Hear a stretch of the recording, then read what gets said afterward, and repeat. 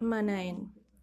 Alentados por estos esfuerzos, los principales sacerdotes y todos los que favorecían la causa de la paz, se apoderaron de la ciudad alta, porque la ciudad baja y el templo estaban en manos de los rebeldes.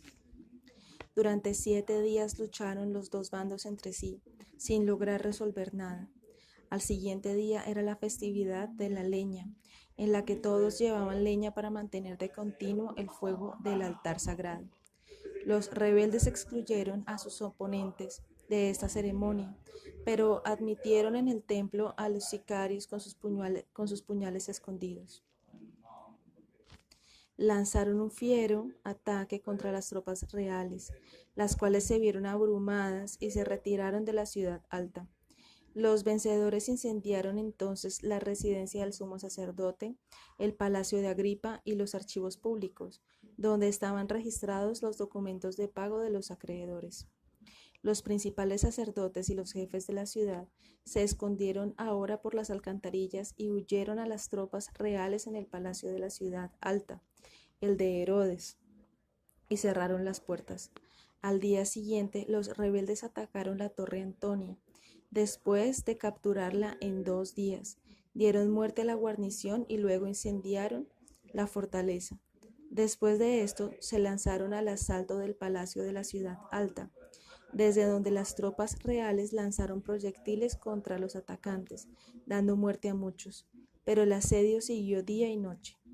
Manaén era hijo de Judas de Galilea, que se había rebelado contra Cirenio y había reprochado a los judíos para obedecer a los romanos cuando tenían a Dios como Señor. Manaén llevó a sus seguidores a Masada, porque se apoderó de la armería de Herodes para equipar a sus compañeros y a otros proscritos. Volviendo a Jerusalén como un rey, se puso a la cabeza de la rebelión y se puso a dirigir el asedio del palacio. Pronto la guarnición pidió negociar. Los rebeldes concedieron salvoconducto a las tropas reales, que se retiraron, dejando a sus aliados romanos en una situación desesperada, hasta que se retiraron a las 3 torres fuertes construidas por Herodes el Grande, conocidas como Hípico, Fasael y Mariam. Los hombres de Manaén irrumpieron entonces en el palacio, matando a todos los que quedaban e incendiaron el cuartel. Al día siguiente, el sumo sacerdote Ananías y su hermano Ezequías fueron descubiertos escondiéndose cerca del canal de los terrenos del palacio y fueron muertos. Manaén, ensoberbecido por su éxito, se convirtió en un tirano insoportable.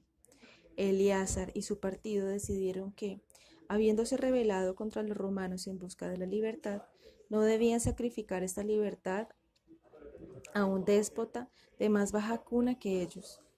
Este partido atacó a Manahem en el templo, a donde había ido a adorar vestido de ropas regias. Todos los que fueron encontrados fueron muertos, entre ellos Manahem, que fue sacado a rastras desde un escondrijo y ejecutado en público después de todo tipo de tormentos. Unos pocos pudieron escapar de Masada, incluyendo otro Eleazar, que era pariente de Manahem, y que luego fue un déspota en Masada. La gente tenía esperanzas de que la muerte de Manahem pondría fin a la revuelta, pero Eleazar y su partido intensificaron el asedio de manera tan vigorosa que Metelio, el comandante de la guarnición romana, ofreció dar sus armas y sus propiedades a cambio de sus vidas. Se accedió a esto y Metelio dirigió a sus hombres hacia abajo. Pero tan pronto como hubieron entregado las armas, fueron todos brutalmente masacrados, a pesar de sus gritos de el pacto y los juramentos. Solo Metelio escapó con la promesa de hacerse judío y circuncidarse. Esta horrible acción hizo inevitable la guerra, y los moderados se dieron cuenta de que tendrían que sufrir por este crimen de los insurgentes. Esta atrocidad fue tanto más horrible cuando tuvo lugar en sábado. La invasión de Cestio. Como por mano de providencia, aquel mismo día y hora, los de Cesarea hicieron una matanza de los judíos que vivían en aquella ciudad. En una hora más de 20.000 fueron muertos, y Cesarea quedó sin judíos. Toda la nación judía enfureció, y se lanzaron a devastar las ciudades y los pueblos sirios colindantes, matando a una gran cantidad de sus habitantes. Los sirios también mataban a todos los judíos en las ciudades que tomaban, y toda la provincia se transformó en una escena de un horror indescriptible. Hasta entonces los judíos habían estado luchando contra extranjeros, pero cuando invadieron Escitópolis, se encontraron con que su propia gente que vivía allí estaban en armas contra ellos para defender la ciudad. Pero los de Escitópolis no se fiaban de sus aliados judíos y les pidieron que se retiraran con sus familias a una arboleda cercana. 3 noches después, los de Escípolis atacaron a los judíos, matando a 13.000 de ellos.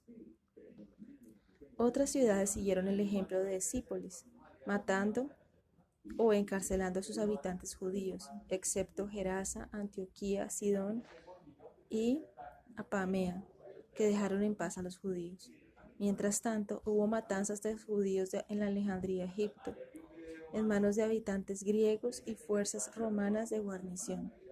Los rebeldes tomaron la fortaleza de Sripos, cerca de Jericó, dieron muerte a la guarnición y derribaron sus defensas. Al mismo tiempo, la población judía local forzó a la guarnición romana en Maqueronte a abandonar aquella fortaleza que entonces ocupaban. Cestio, sabiendo que era tiempo para intervenir, condujo a un gran ejército desde Antioquía a fin de aplastar la insurrección. Agripa le acompañó como Zoemo, rey de Mesa, aportando cada uno de ellos fuerzas adicionales.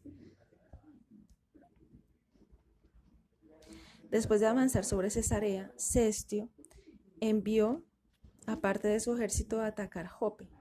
La tomaron, matando a los habitantes, y asolaron el país. Otro destacamento sometió a la provincia de Galilea.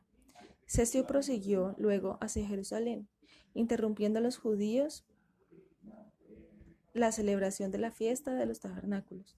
Aunque era sábado, los judíos atacaron con tal furia al enemigo que rompieron sus líneas. Si la caballería y algunas tropas de infantería no hubieran socorrido a la línea rota, Cestio y todo su ejército hubieran corrido serio peligro. Dieron a 515 hombres por solo 22 de los judíos que se retiraran a la ciudad. Agripa trató ahora de negociar con los judíos. Envió a 2 de sus amigos a ofrecerles la amnistía en nombre de Cestio, si los judíos entregaban las armas. Pero los rebeldes, temiendo que la multitud entera pudiera aceptar la propuesta, atacó a los emisarios, dando muerte a uno e hiriendo al otro. Los ciudadanos que protestaron por esta acción fueron apedreados y apaleados.